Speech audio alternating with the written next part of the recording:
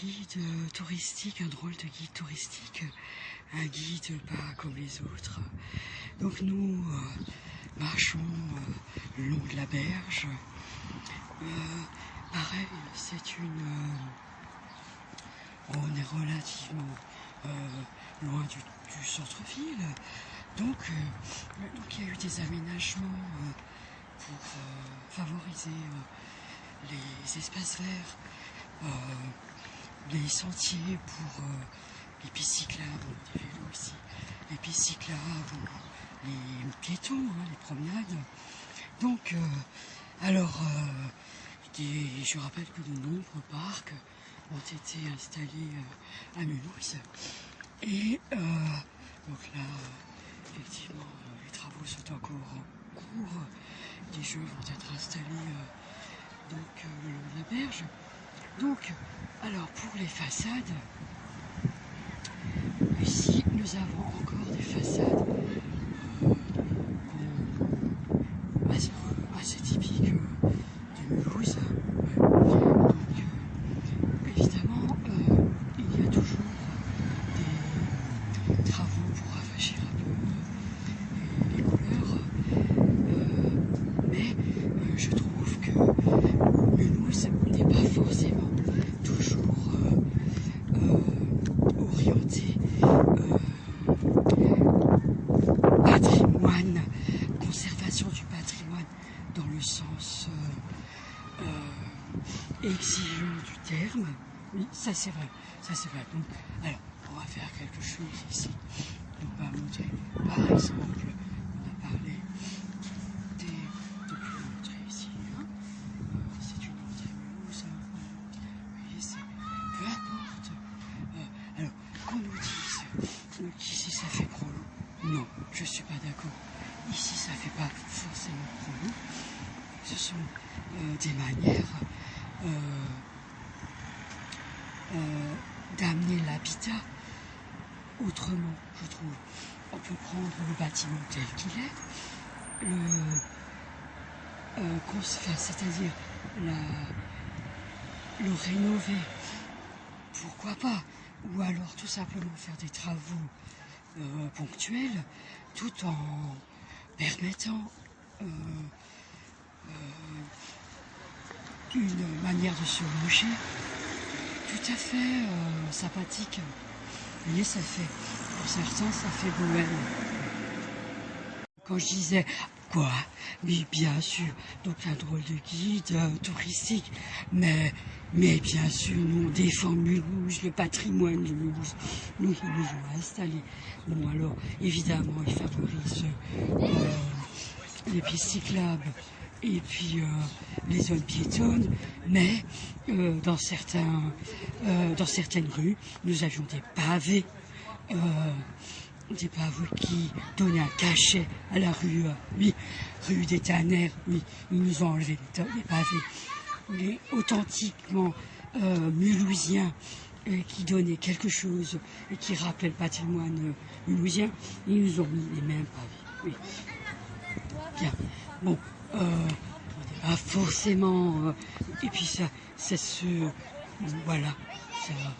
Bon, nous, on essaie de promouvoir un Mulhouse qui plaît à tout le monde. Oui, dans tout le monde, on entend ceux qui doivent se loger comme ils peuvent se loger, bien sûr, évidemment. Mulhouse fait. Mulhouse, d'ailleurs, a été, je pense, la première ville qui avait proposé, vous savez, ces petites maisons à loyer modéré. Bon, alors tout de suite, ça avait été critiqué, les matériaux qui avaient été utilisés. Ils disaient que les matériaux n'étaient pas forcément au top. Bon, mais, c'est une manière de vivre dans un logement, dans une maison individuelle. C'est quand même intéressant, oui. C'est pas négligeable. Donc, alors, des exemples de résidence.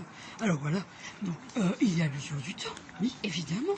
Donc évidemment, on essaiera de trouver une entrée des années 40 à Mulhouse, et puis de s'imprégner de l'atmosphère.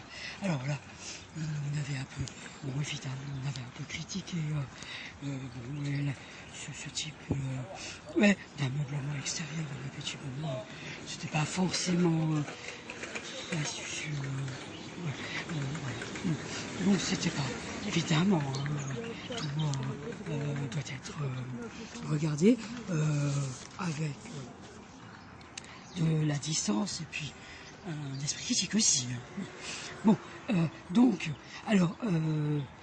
des promenades le long de la berge, c'est possible, à Mulhouse, en été, au printemps, même, peu importe, comme je le disais précédemment, qu'il pleuve ou qu'il y ait de la neige, c'est agréable, oui, de pouvoir se promener. Là, on a une petite vue d'une église ici.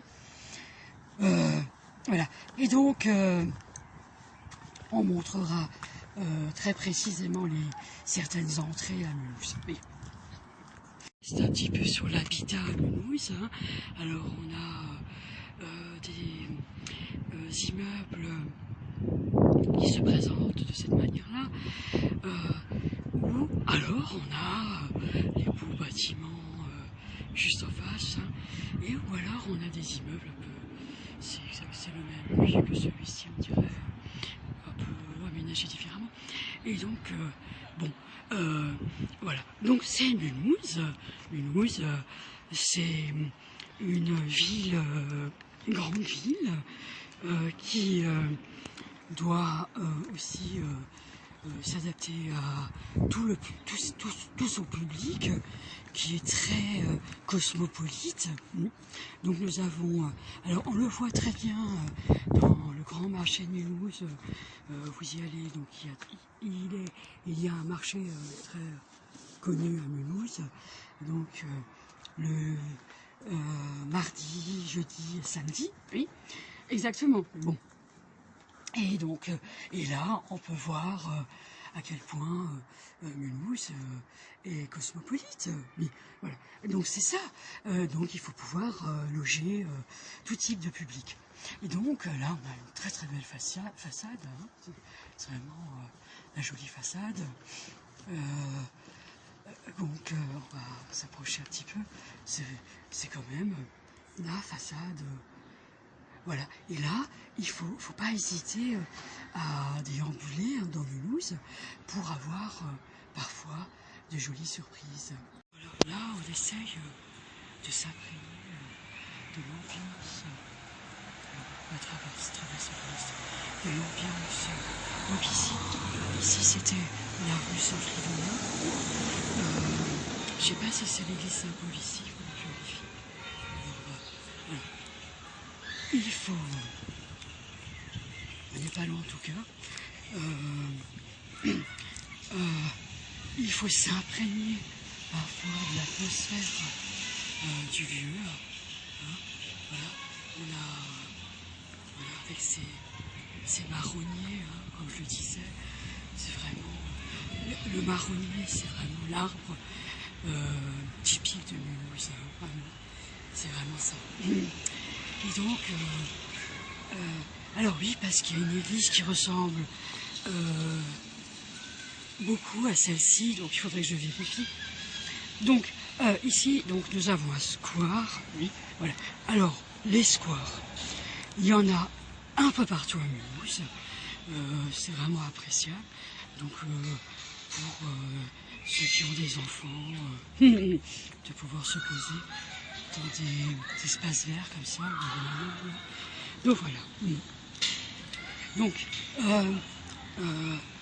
c'est vraiment très intéressant de pouvoir avoir la possibilité de visiter une ville qui soit pas toujours comment dire, très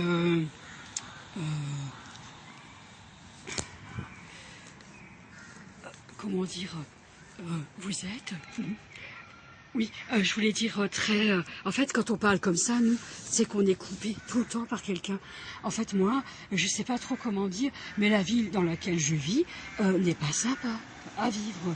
Ici, c'est vraiment, on dirait, une ville qui est typique de nous. Mais oui, alors je sais pas ce que vous essayez de faire. Non, je sais pas, mais ça ne va pas. On est en train d'enregistrer, s'il vous plaît.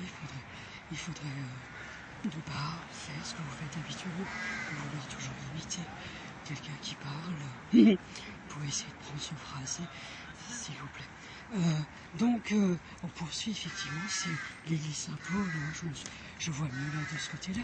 Ici, nous avons un lycée.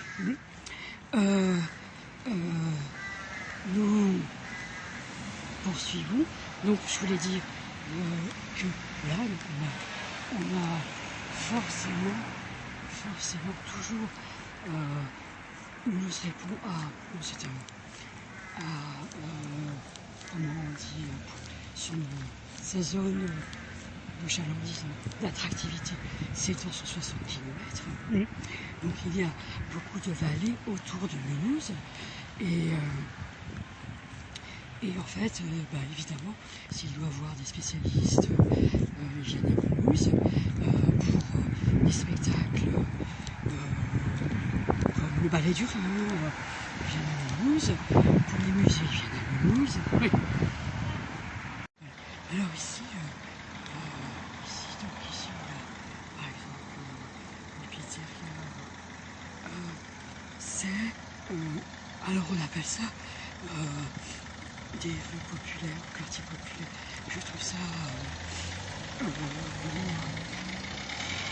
pas forcément.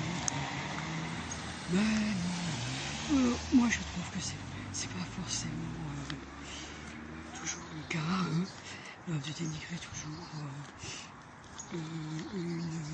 un quartier plutôt qu'un autre. Oui, par exemple, c'est péjoratif, mais vous avez... Oui, mais en fait, alors, je veux dire, c'est vraiment relatif. Moi, je me souviens, j'étais... Donc là, on est au bout de ces pistes cyclables. Et c'est une force ici. Donc, ça ressemble à ça. Ça ressemble à ça. Mais à Paris, on a vu parfois, à la proximité de sites de prestige, des rues pas si bien entretenues. Oui, voilà. C'est pareil à New York, c'est pareil à Rome, c'est pareil. Alors, et donc il faut franchement, ici, populaire, quartier populaire, et nous, on était à Grenade, et puis ensuite il fallait prendre la route pour aller à voir Cordoue. On est passé, on a eu un choc de voir des bidonvilles, oui, mais ici à Mulhouse, à part, bon, à Dornac, cette ZUP, pour l'instant, ils ne font rien par rapport à ça, mais ça fait pas bidonville, malgré tout, c'est toujours bon, par rapport à ce qu'on a vu, pas la même chose, pas la même chose. Donc, on a pu voir en Espagne, qui fait partie de l'Europe, véritablement des bidonvilles. Pour dire quartier populaire, je vous assure, c'est relatif, vraiment. Donc, ici, c'est je veux dire, ces gens qui parlent, si vous avez une petite maison, ici, un appartement ici, c'est très compliqué. C'est quand même intéressant de pouvoir bénéficier d'un logement, oui, au calme. Hein. Bon, évidemment, c'est ce que nous disions. Si le quartier est tendu, c'est à noter, oui, c'est-à-dire trop silencieux, voire endormi, c'est à noter. S'il y a vraiment trop de bruit, c'est à noter.